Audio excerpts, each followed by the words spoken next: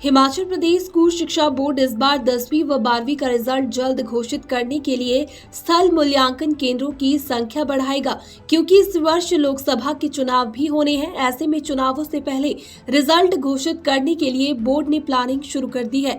Board परीक्षाओं के लिए प्रदेश भर में 2298 परीक्षा केंद्र स्थापित किए गए हैं। साथ ही परीक्षा केंद्रों में लगे सीसीटीवी कैमरा में परीक्षा के समय कनेक्टिविटी समस्या न आए, इसे लेकर भी पहले से ही बोर्ड ने कदम उठाना शुरू कर दिया है। अभी तक बोर्ड को जो आवेदन प्राप्त हुए हैं उसके आंकड़ों के आधार पर 12वीं के परीक्षार्थियों में 20,000 के करीब की कमी दर्ज की गई है। हालांकि अभी भी आवेदन आ रहे हैं, लेकिन 12वीं के परीक्षार्थियों में कमी पाई गई है। गौरतलब है कि हिमाचल प्रदेश स्कूल शिक्षा बोर्ड द्वारा जारी नई डेटशीट के अनुसार 12वीं कक्षा की वार्षिक परीक्षाएं पहली, जबकि 10वीं कक्षा की वार्षिक परीक्षाएं 2 मार्च से शुरू होगी। इसमें 10वीं और 12वीं की दोनों की हमने जो है वो डेटशीट अब जारी कर दी हुई है। तो एक तो हमने इस बार जो बदलाव किया है, एक तो पहले क्या होता था कि एसओएस के और रेगुलर के क्वेश्चन पेपर से लगाते थे, तो उसमें काफ़ी शिकायतें आ रही थी कि भाई कुछ अनफेयर मीन्स का यूज़ होता है। तो उसको ध्यान में रखते हुए इस बार जो हमने बदलाव किया है कि एसओएस और रेगुलर का पेपर एक कर दिया है और एक ही सत्र में ये पेपर लिए जाएंगे। पहले जो है एसओएस के पेपर शाम के सत्र में लिए जाते थे।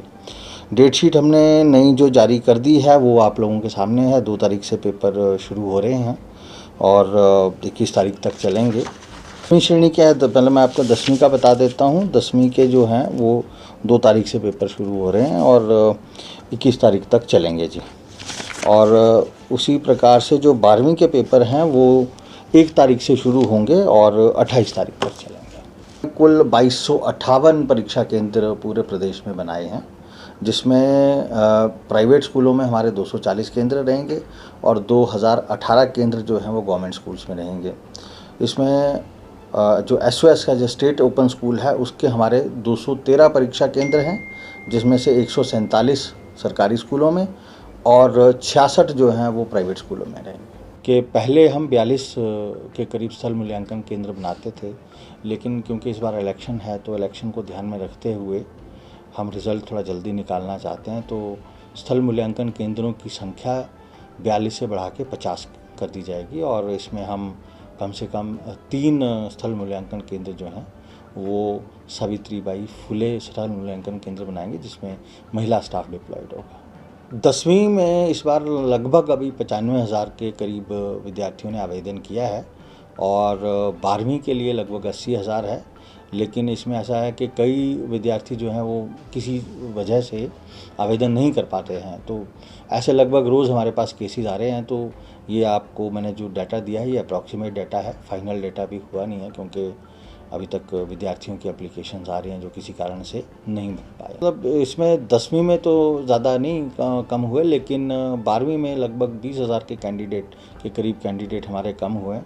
तो उसका विश्लेषण चला हुआ है कि ऐसा क्यों हुआ है। मुझे ऐसा लगता है कि सरकारी स्कूलों में इस बार जो एडमिशन है वो एचपी बोर्ड में शायद बच्चों ने कम लिया है और ज़्यादा जो उनका झुकाव है सीबीएसई या आईसीएसई की तरफ रहा है, ये एक कारण इसका हो सकता है। नकल रोकने के लिए क्या बोलते हैं, एक तो जैसे हम हर बार जो फ्लाइंग स्क्वाड लगाते हैं वो हम जिला स्तर पे भी लगवाएंगे और एसडीएम्स को भी हम रिक्वेस्ट करेंगे कि आप भी जो है अपने स्तर पे फ्लाइंग स्क्वाड्स कंस्टिट्यूट करके नकल पे अंकुश लगाने की हमें हमारा सहयोग करें। उसके अलावा इस बार जो है जो सीसीटीवी कैमरा की मॉनिटरिंग है उसमें हम उसको थोड़ा और बेहतर बनाने जा रहे हैं।